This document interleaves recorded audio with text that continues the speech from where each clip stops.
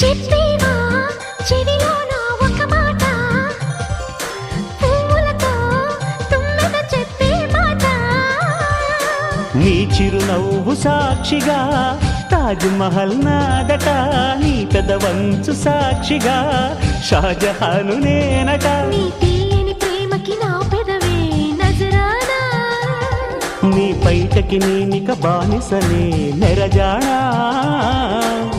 అనంతాల ఆత్మ నీవై చేరుకున్న వేళలో కోకలు కట్టిన కోయిలా కమ్మని కౌగిలియవే.